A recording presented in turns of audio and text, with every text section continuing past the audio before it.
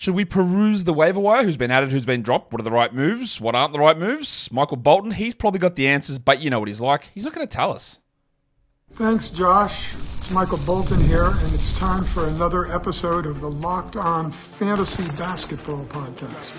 Let's get to it. Let's get to it, indeed.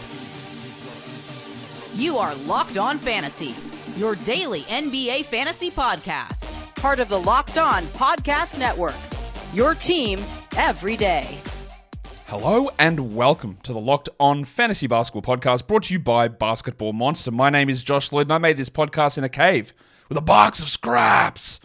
I'm also the lead fantasy analyst at basketballmonster.com, and you can find me on Twitter, as always, at redrock_bball, on TikTok at redrock_bball, and on Instagram at Locked On Fantasy Basketball. Start the season with a big return on FanDuel. New customers can place a $5 bet, and you can get $150 in bonus bets if your first $5 bet wins.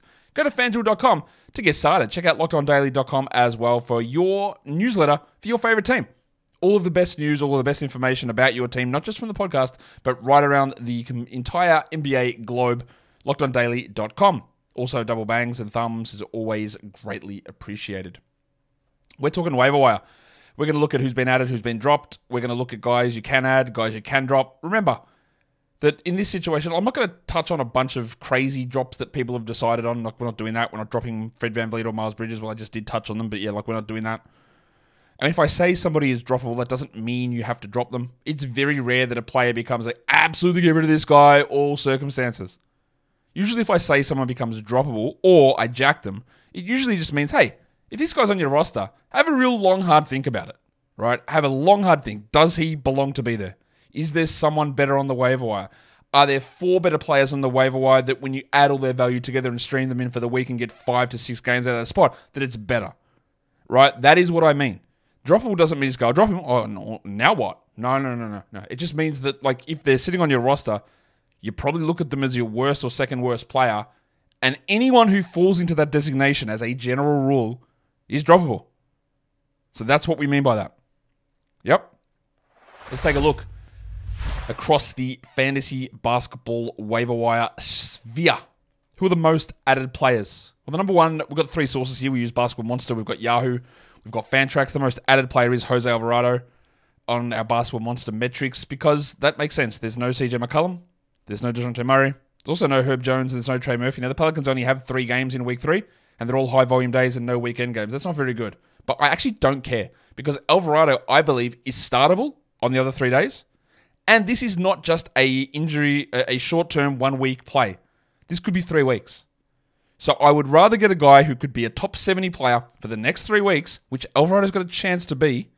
I'd rather get that guy than say, well, who do I get from the putrid Bulls? Do I try a Julian Phillips back-to-back stream Thursday, Saturday?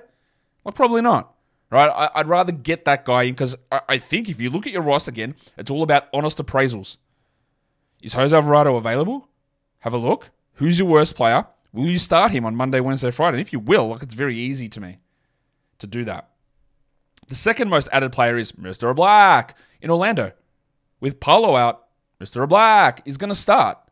Anthony Black is not going to have big scoring numbers. I feel very confident in saying that, but there'll be solid assists. He gets really nice defensive numbers. Now, I don't think that those blocks will hold as a guard. I think he's averaging 1.2 or 1.3. I don't think that's going to hold as a guard, or that will come down. But just getting 28 to 29 minutes short term is okay. I think there'll be a level of disappointment with Black's overall production because I don't think he's going to be a high scorer. I think he was shooting over his head as well, but that doesn't matter. There's enough value there that it makes sense that he's one of the most added players. The 2 most added players on Fantrax, this is really interesting. One of them is Royce O'Neal, the Basmati man. The other one's Ochai Agbaji. Because when we go to the most drop players, you'll see on Yahoo, one of the most drop players is Royce O'Neal. And that does go to show the difference between the 2 platforms. Royce has been cooking. Now, he shot like 20% last game and 85% the game before that. And we know that people overreact, including me, including you. You will overreact. Oh, man, he did that. One of the many stone tablets. If anyone's got a stone tablet carving business, can you help me with the 10 Commandments and make one so I can put it up? Because one of the 10 Commandments, which I think there's probably 30 of them right now. And if you do remember any of them, I want to chuck your fantasy 10 Commandments in the comments on YouTube. Do it now. One of the 10 Commandments is, if you add a player who had a good game, you don't get that game. That game is done. You don't get it. So when Royce O'Neal shoots 85%, The next game, you reset back to 0. Now, that's why we like to see multiple games in a row that aren't fluky. Sometimes you miss on that. Sometimes you gain it, and we're totally good with getting out ahead of it. That is another one. To etch. Etch, you don't etch, you engrave. You carve into a stone tablet. That's another one of those things. Get out ahead of it. And O'Neal was playing well. And then he stunk. Ochai Agbaji also has been playing very well. Mobo started one game in place of Scott Barnes, and Abaji's got the next 2. So yeah, I'm actually okay with adding Agbaji, and I don't think Agbaji is good, as you know. But as always, I will tell you if I am wrong. Now, that's never happened before, so I haven't actually ever had to be put in that position. But if it does happen, I will tell you that I'm wrong. Agbaji at the moment is playing really well. He's scoring well, he's shooting well. It's going to drop, I think, when Quickly comes back and then when Barnes comes back, but that's okay. The most added players on Yahoo: Gary Bird, Garrison Matthews. That is almost the ideal definition of chasing. Gaz hit a lot of threes, and he might do it again, but he might not. I don't mind that, but like in terms of Alvarado, Black, even Agbaji, I think I prefer all of those guys to Garrison Matthews. And the other one there is Mo Wagner on Yahoo. Now, Wagner's value is way up if Wendell Carter is out. It's muted if Carter is back, but if Carter actually plays, I think it actually gives us more information because it will show us what Wagner's role will be without Paolo, even if he's not starting at center. So, no problem with Flaming Mo Wagner being one of the most added players. In terms of who's been dropped, number 1 is the man on the street, Jordan Clarkson, Jordan Clarkson, because he started. He elevated over Colin Sexton, and then he hurt his foot and he's out for a week. So yeah, absolutely. John Armstrong, what should we do? Where are all my jacks? Oh, there they are. Get that garbage out of here! The Utah team is going to be a complete mess because Colin Sexton, we thought, would get good minutes, and he still played like 27 minutes or 25 minutes, and Johnny Juzhang and Svima Hailuk, and yeah, they do not want to play Sexton big minutes, by the way. The second most dropped player on Basketball Monster is Jonathan Mobo because, yeah, Agbaji got the minutes over him. Now, Mobo still does the defensive things. He fouled out last game. I'm not saying that he's a drop. I understand why you would. I think there's got to be more patience with that. I remain fully convinced that Mobo will have a top 80 stretch March, April. But you know your league. Can you deal with that? Now, he's got this elevated role now. I would hold. But if he continues to play under 20 minutes a night now, that does make it tough. The 2 most dropped players on Fantrax, Kevin Porter Jr., one of the easiest jacks of all time. Get that garbage out of here! And then Keon Ellis. Now, Keon Ellis is an interesting one because, like, even last game, Kevin Huerter was out and they started Doug McDermott. Now, hands up, be honest. Did you know Doug McDermott played for the Kings? Because he was signed like about 3 days, I reckon, before the season started. He'd never played. He played like garbage time minutes. And then he starts. Mike Brown, universally thought of as a good coach, with some of the dumbest decisions that he makes continually. Continually dumb. Like just unbelievably dumb decisions. Keon should be starting. But he's not. If you're looking for defensive stats, he's there. And honestly, at the moment, I almost would prefer him over like an Alex Caruso. But I get why you would drop him. And then on Yahoo, the 2 most dropped players. And this again shows the differences. Royce O'Neal, most dropped. And Derek Jones Jr., most dropped. Because you know what happened? In the last game, both of them didn't score very many points. Now, I've been trying to figure out some stuff on Yahoo because, again, they changed a lot of their things. They goaded people into joining fake leagues this season. And those leagues are all 10-team points leagues. In the past, the default used to be, many years ago, 12-team categories, and they defaulted themselves to 12-team points. And do you want me to go on and rant about it again? I'll go on a small one where they go on there and they default you to points, but they tell you choose your league type and they say categories. This is the most popular, but hey, why don't you do points? Why would I do that? But they fake people into doing that. I believe that means they get more dead leagues. And I'm at the position at the moment in Yahoo that there's about 30 to 35% of the leagues that are dead. That is my guess. And the way that I know that is that Taylor Hendricks is still rostered in 35% of leagues. In fact, that dead league number might be higher than that. It might be like 45. Let's say 40% of leagues let's say 40. 40% of leagues are dead on Yahoo, I think. Because of all those fake leagues that people signed up for, because of these points leagues, small leagues situation, I think there's a massive percentage of dead leagues. Or at least leagues with multiple dead teams in them. So, you're going to get a lot of... Now, I use this term not negatively, but you're going to get a lot of casuals in there. So they would have added Derek Jones or Royce O'Neal, and then they saw them scored 3 points and dropped them. I actually don't have a problem with dropping Derek Jones. He was playing well, but there's no issue. There's no wow, this guy's awesome, we move on. But you see this pattern all the time. The most dropped players on Yahoo is someone who scored 4 points the game before. Happens every time. All right, no problem with it. Look at how it affects your team.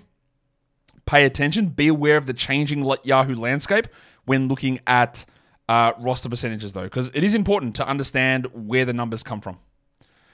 Today's episode is brought to you by BetterHelp. November is the month of gratitude. It's the month of thanks. So why don't you take a little bit of a moment, a little bit of time to give thanks to somebody in your life? I've given thanks to my partner. I gave thanks to my family. I gave thanks to my son. I'm going to give thanks to you, though. The people who make this podcast what it is. You guys out there that pay attention and watch and listen and enable me to talk into this microphone multiple times a day.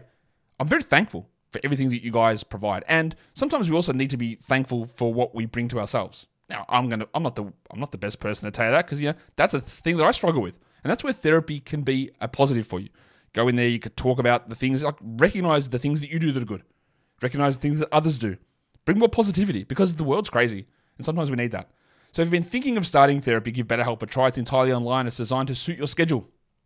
You go in there, you match up with a therapist, you fill out that questionnaire, and they match you up with somebody. And then if that doesn't work out, they can get you another therapist free of charge. So let the gratitude flow with BetterHelp. Go to betterhelp.com/LockedOnNBA today to get 10% off your first month. That is BetterHelp, HELP.com/LockedOnNBA. I think I accidentally said help there, started with an H. It's not H, it's H, with an H that starts with an A. Wow, that's embarrassing. I hope I didn't say that. I probably did, though. Yuck. Let's talk more waiver wire stuff. Let's look at the guys that I believe are must-roster players. Now, some of these ones, it is going to vary. And the number one name on that list is Malik Monk. And it's tough. Because old mate, what's his name? Mike Brown was keeping him at 26 minutes so that we get other spuds out there. And then last game, it was overtime. But I said, maybe we should play our better players. And he played 38 minutes and it was great. The absolute reluctance to play Monk.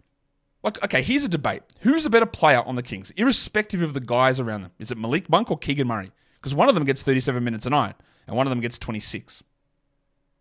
And I would suggest that even if you think it is Keegan that's the better player, the gap's not that big. But we see Brown keep him down all around town. So I think Monk is a must roster, but I'm also willing to change that opinion because it's tough with that guy. I think that these two players who are injured, Dyson Daniels and Wendell Carter Jr., just should be on rosters. Now, if Carter's injury turns out to be long-term, sure, move on. But Daniels is going to be back, so he's just got to be on rosters. Jeremy Sohan's an easy one to me. Very easy must roster. Without question, don't debate it. I'll fight you. I will fight you. I'm big. I'm actually a huge pussy, though, but I will still fight you. Jose Alvarado. Look, when I look at must roster, I'm not saying, well, by the time we get to March, this guy's going to be cooking. Absolutely not. If someone's going to be a top 100 player for 3 weeks, that's a must roster player. And then you know what happens in 3 weeks? A whole bunch of new things happen. In fact, in 24 hours, a new thing happens. And in 24 hours, a new thing happens. And in 24 hours, Joel Embiid's maybe punched a different reporter. I don't know. He didn't punch him. He shoved him, and rightfully so. Shout out to that dickhead that didn't even get what he deserved. Should have got more. No word on whether Embiid's getting suspended there or anything like that, by the way. But yeah, if someone's giving you short-term 3-week value, that is must roster. It is must roster. I don't know what's happening in week 9. You don't either. So that's what it is. And then the last one is one where I'm debating it. I put him there because I know you want to hear about Tari this season. Because Tari Eason was great last game. Unbelievably good. He put up the numbers that we know that he puts up. Right? No one debates these numbers. We know that he does it. He does it all the time when he gets the minutes. But the reason I put Tari Eason here is I just think maybe if we can squeeze him to 22 minutes, that would be a must roster player, right? That would be. But the games before yesterday, 19, 22, 18, 16, 13. Now, last game he had 27 and 9 with 3 threes, 4 steals, and 3 blocks. He's shooting unbelievably at the moment. But they were down 30 points in that game. And Eason played basically the final, I'm trying to work this out, 19 minutes of the game, fueling the comeback. So, yeah, I think it's worth grabbing him, and that's part of why I put this here as a must roster. Let's grab Tari Eason and see where we go. But there's no guarantee he's playing 23 a night. He might play 19 next game. What if Jabari Smith, and because last game Jalen Green sucked and Şengün played 20 minutes? So, like, what's the guarantee that those 35 minutes aren't just a complete flash in the pan? That's possible. What if Eason's the 7th man instead of the 6th, then Amen is back in first again, who was also great last game? So I've got Eason there, but, like, I don't know. I don't think that this is a changing of the guard moment for Houston. I don't think Ime Udoka's going, well, there it is. Eason cooked. Jabari's going to sit on the bench. Şengün's permanently benched. We're running no Dylan Brooks because Brooks still played 38 minutes. I don't think that was the case. So it was great. I've got skepticism. We got some guys that are droppable. These are all guys who are highly rostered that I'm not sure you have to. Harkening back to the beginning of this show when I told you what I mean by droppable. You don't have to drop Trayce Jackson-Davis, but you can. There's too many ups and downs with this guy's game to actually just hold on tight. You don't have to. There are times when it'll be good. If we knew he was getting 23 a night minimum, we're absolutely flying. We're laughing. We love it. But he's not, so we don't. Move on. Asar Thompson, I don't know when the man comes back. I got no idea. Will he even be good enough when he comes back? Like, will he immediately start and play 30 minutes? I would say probably not. He's not playing those minutes ahead of Tobias Harris. He might do it over Tim Hardaway, but your spacing is going to be terrible. Do they bench Jalen Duren and put Isaiah Stewart at center? Maybe. But I don't see why we would hold Asar outside of course, the ability to put him in IL. I don't think we need to hold Zach Edey. You can.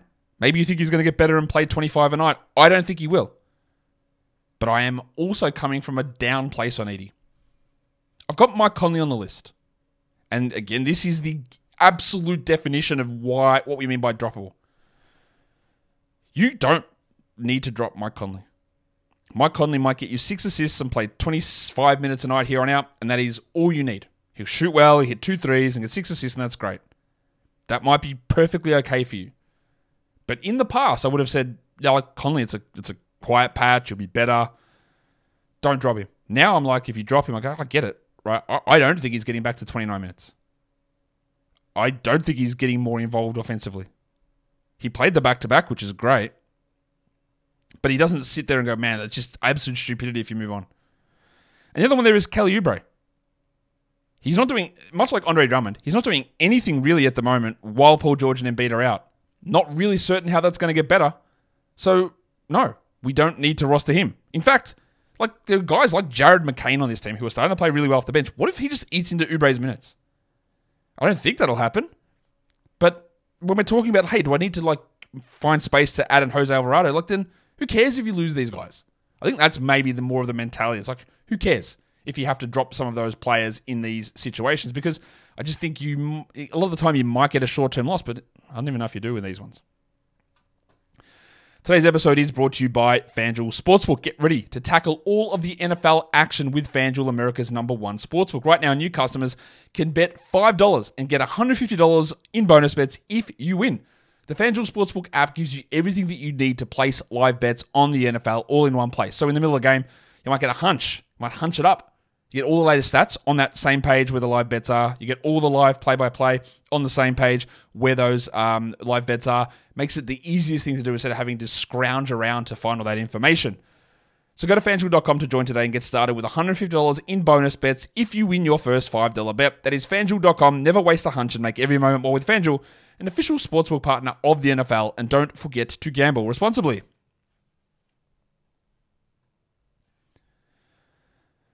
Let's go through some more of these waiver wire things. Let's talk about some guys who have absolutely been cooking at the moment. Top 100-ish sort of performances to begin the season. And whether they're guys that are must roster. The number one player on that list is Payton Pritchard. He's been ridiculous. I didn't think that we'd be getting 28 minutes a night of Pritchard, but we are. I think when Porzingis comes back, it gets a little bit tougher, but we are just finding ways to get Pritchard minutes. They're reducing Drew Holiday at times. Other guys get hurt. Sam House is out. He's hitting an unbelievable volume of threes, Pritchard. And I still have some long-term skepticism, but yeah, like he's cooking. Probably want him on a team. Aleksej's roster percentage is way too low. And it makes me think that 40% inactive number that I mentioned before, 35 to 40, is actually not right.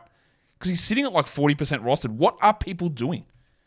I don't get it. To me, he was always the clear guy to be the number one fantasy rookie. I always had him there. I had him always ahead of old mate Zach Edey. He was a key draft target for me late in drafts. I just don't get it. Like, I'm not really sure why no one is rostering this man. Like, what am I missing here? What's happening? I know you don't know the answer to that. Or maybe you do.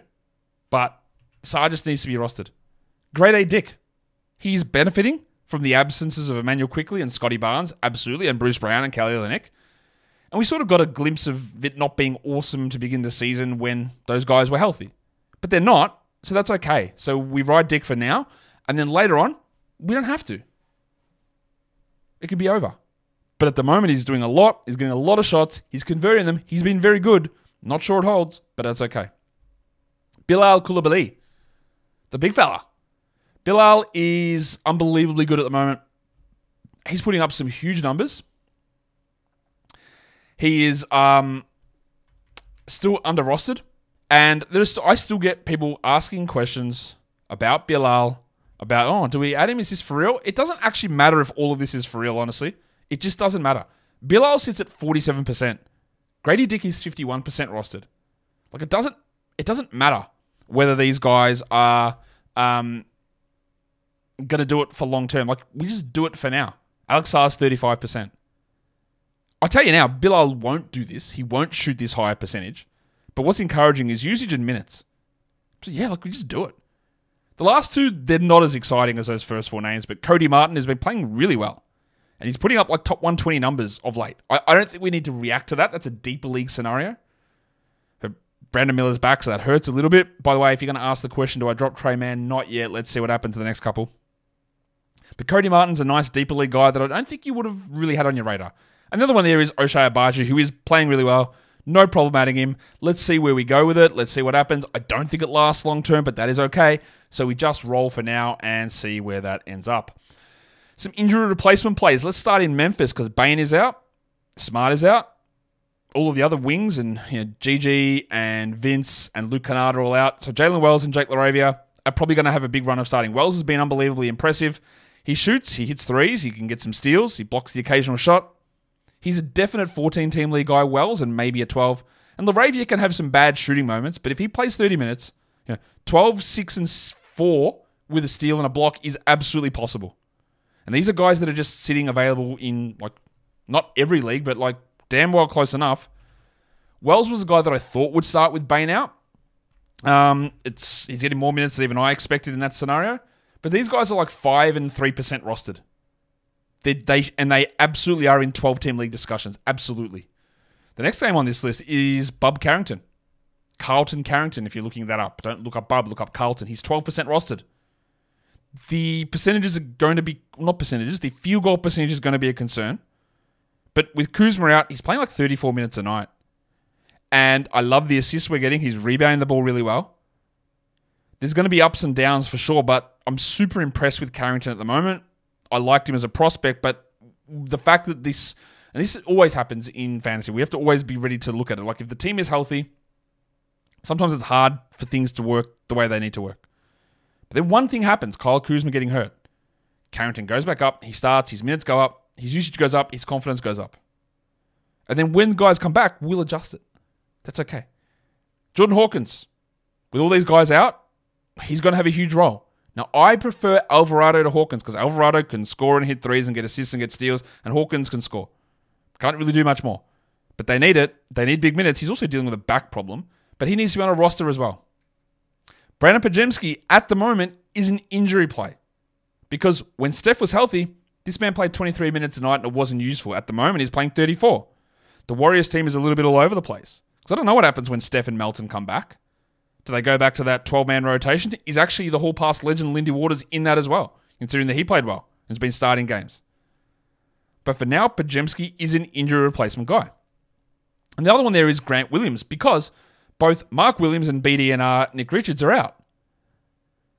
I don't know how long either of those guys are out. It does seem like, and guys, I don't know, but it does seem like Mark might return at the end of this week, but I don't know. Nick Richards maybe as well. I also don't know. But their other centers are Taj Gibson, who's not a real player at this point, and Moussa Diabate, who's never been a real player and isn't either. So Grant's going to play a lot. They'll play a little bit of Tijan Salan, I reckon, as well, but he's also nowhere near where he needs to be. And Grant's not a 12-team league must at all, but this is a spot where he can play 34 minutes and he can have 12, 5, and 5. He can get a steal, a block. He can do it. And that's at least interesting while both of those other centers are currently incapacitated. Lastly, some other names to talk about. Lou Dort is just not rostered anywhere. He is up and down, and you know me. If Lou Dort has no haters left, that means that I'm dead.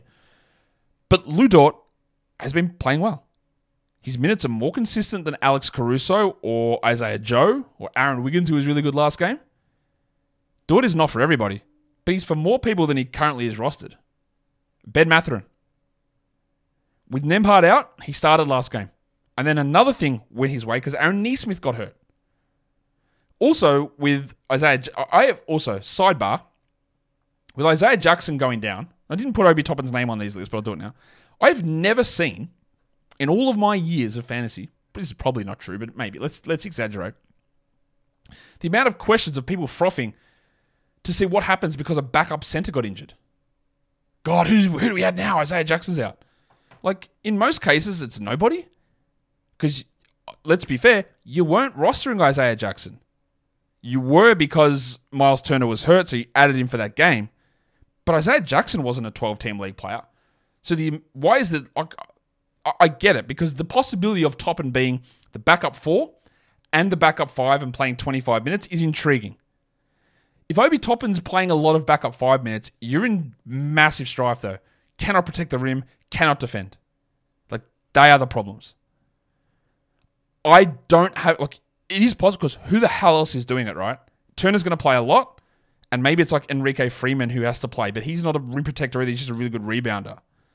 So I get it. Toppin is probably going to have to play more, but I've never seen the scramble because a backup center who wasn't rosterable anyway goes down. Toppin is totally okay to grab. How this relates to Ben Mathurin is that because if Toppin has to play more center, that means someone needs to play more of the 4. And Jarris Walker was playing a lot of minutes at the 3, so Jarris needs to play more at the 4, meaning that Mathurin gets more minutes at the 3, and now Nesmith's also out. So he's got multiple pathways here. Nembhard injury, Nesmith injury, Jackson injury. I think he's still a really empty player, but points, threes, and free throw percentage are useful categories. So let's see where it goes. Still don't like it. It's going to be a lot of inconsistency, but let's see. In Washington, Keyshawn George. Much like Jalen Wells, he's that tall, shooting sort of a player. He's added a few different things in the NBA versus what we saw from him in Miami. With Kuzma out, it is helping him. I prefer Keyshawn over Corey Kispert. And much like John Mobo in Toronto, I think George is going to be a really strong top 100 fantasy guy down the stretch. For now, yeah. Santi Aldama, while players are out, he's going to play 30-plus minutes. That's cool. That's good. Well, around 30 minutes. He's going to be up and down. We also know that part of it. He'll start at the 3 some nights. He'll come off the bench some nights. But for now, we roster Santi and understand there's going to be ups and downs. In New Orleans, it's just a lot of guys hurt, obviously. So Javonte Green is getting extra opportunities, and we're looking for someone to get you 2 steals, 7 rebounds, and good field goal percentage. That's what he does. And the last name there is just a name to bring up. It's Tamani Kamara. The upside is really low with Kamara. But at the moment, we are seeing Scoot Henderson get just chopped off at the knees. Billups is cutting his minutes down. And honestly, as for Scoot, we are getting real close to droppable stuff there. And if you wanted to do it, I don't think I'd blame you. Kamara is getting these solid minutes. I don't see upside for him to be a top 70 player or anything like that, but there's just enough going on with Tamani to be useful for us. And that is a waiver wire show. So, was there someone that you thought I should have touched on? Because I can't touch on every player, and sometimes there are guys that just might slide through the cracks. So if there's someone we need to touch on, drop it in the comments below. Hit the thumb up, though, while you're there, and subscribe as well. We're heading towards 80K. Let's get it. Guys, we are done here. Thank you so much for listening, everyone. See ya.